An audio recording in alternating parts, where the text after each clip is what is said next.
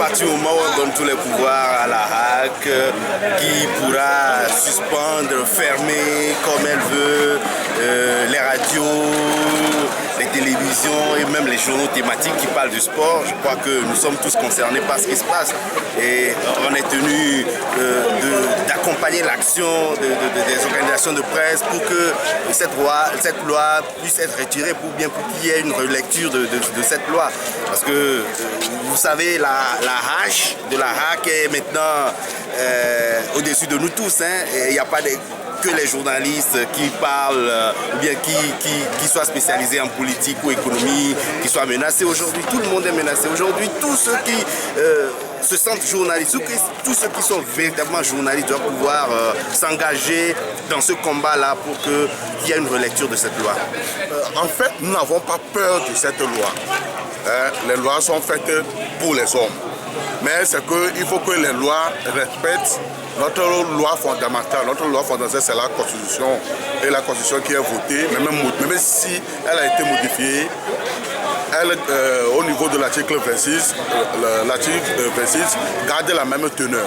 Donc on ne peut jamais donner des pouvoirs judiciaires à la RAC, des pouvoirs qui vont permettre à la RAC, par exemple, de suspendre un organe de presse, de suspendre une radio, de retirer l'autorisation d'exploitation à un média audiovisuel. Ça ne doit pas se faire ainsi.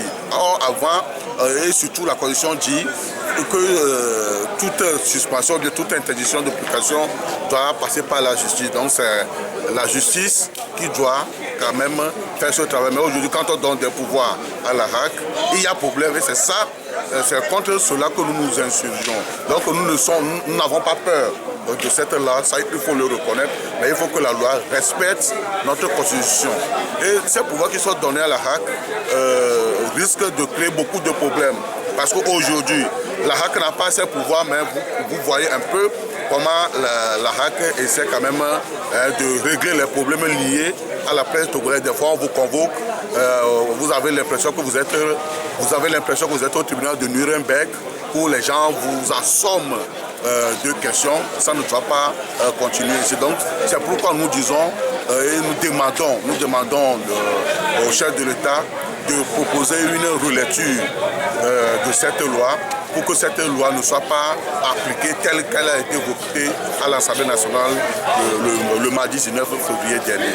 Alors, allons-nous boycotter tous ceux qui ont participé au vote de cette loi et à la proposition? Si nous, les journalistes, nous sommes conséquents envers nous-mêmes, nous devons quand même boycotter tous les partis politiques qui ont voté cette loi, parce que normalement, c'est une loi qui pose des problèmes. Et bien avant même le vote de cette loi, nous avons beaucoup crié, si les députés sont vraiment des élus du peuple, ils auraient pu se donner un peu de temps, rencontrer les organisations de presse, les associer à l'initiative, recueillir leur impression sur le projet de loi avant peut-être de passer à son adoption.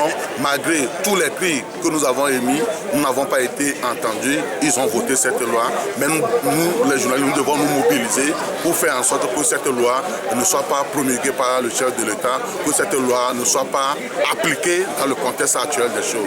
Tôt ou tard, les médias publics vont échapper à l'État. Vont échapper à l'État, ça va être peut-être des médias parapublics ou para-étatiques. Et là, nous serons frappés par les lois qui sont en cours aujourd'hui. Donc nous disons que ce n'est pas normal, ce n'est pas séant qu'on puisse voter une telle loi. Vous savez, depuis toujours, nous avons lutté pour la démocratie et l'état de droit dans notre pays. La preuve, c'est que c'est dans la mouvance de ce processus démocratique que le Saint-Job est né. Et nous disons que la première lutte que le Saint-Job doit mener au Togo, c'est lutter pour que la liberté d'expression, la liberté de presse et la liberté des journalistes à bien faire le travail, que ces libertés-là soient garanties pour que tout le monde travaille dans de bonnes conditions. Mais nous sommes régis par des employeurs. Aujourd'hui, les journalistes des médias publics ont un employeur qui est l'État. C'est vrai que l'État a sa ligne éditoriale. Ce n'est pas parce que l'État a une ligne éditoriale que les journalistes qui sont employés dans ces médias publics n'ont pas leur vision d'un monde démocratique au Togo.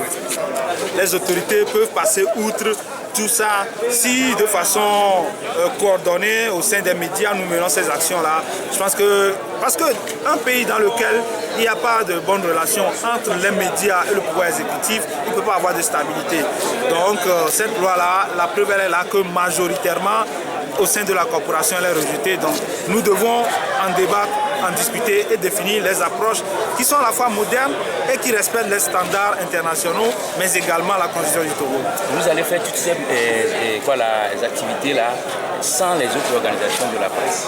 Non, nous, le problème qui se pose aujourd'hui pour nous n'est pas un problème d'organisation. Pour nous, le problème qui se pose touche directement les professionnels des médias. Et donc, nous discutons avec les professionnels des médias. S'il y a un problème au niveau du fonctionnement des organisations, nous en parlerons après avoir réglé le problème de ce test-là. Alors, allons-nous vers le boycott de tous ceux qui ont participé à cette loi? Cela fait partie des propositions qui sont envisagées, à savoir boycotter toutes les activités de UNIR et de l'UFC dont les députés ont voté ce test-là à l'Assemblée nationale. Tout ça fait partie de la batterie de propositions d'actions à mener que nous avons recueillies aujourd'hui, que nous allons mettre en forme, que nous allons assortir d'un chronogramme et qui donc sera respecté. La semaine dernière, l'Assemblée nationale togolaise a voté une loi unique et scélérate pour museler la presse togolaise. Alors, les responsables de certaines organisations de presse se sont mobilisés pour demander avant tout, avant même l'adoption de cette loi, son annulation, puisque cela ne répondait pas aux principes de la loi fondamentale. Vous vous rappelez aussi que la loi, le constitutionnaliste togolais, en rédigeant la constitution togolaise, a défini les missions et les prérogatives de la HAC. Alors, l'article 130 demande à ce que l'article 130 établit les prérogatives de la HAC. Par contre, l'article 26 de la Constitution limite ces prérogatives. Alors, les députés ont passé outre ces remarques et ont adopté la loi unique. Alors, les professionnels de la communication ont dit, pour que cette loi soit annulée, il faudrait que des actions soient menées. C'est ce qui fait aujourd'hui que nous avons tenu une assemblée générale. Je voudrais signaler qu'avant même que la loi ne soit adoptée, la HAC se comporte ou s'est comportée et continue de se comporter comme un prédateur, puisqu'il y a bientôt 1 an, la Gazette du Golfe a demandé que la HAC lui attribue son récépissé. Depuis 1 an, le président de la HAC n'est pas arrivé à répondre à cette sollicitation de la Gazette du Golfe. Alors, on se demande s'il en est ainsi pour le bois vert, qu'en serait-il pour le bois sec, étant donné qu'il n'y a aucune raison qui fait obstacle à la restitution du récépissé. Il y avait ça. Maintenant que le pouvoir a été donné encore à la HAC, nous nous posons la question de savoir ce que cela serait demain, puisque la HAC n'avait pas ce pouvoir avant de nous piétiner. Maintenant qu'elle s'est arrogée ce pouvoir via l'Assemblée nationale, on se demande à quelle sauce nous allons nous manger. Merci.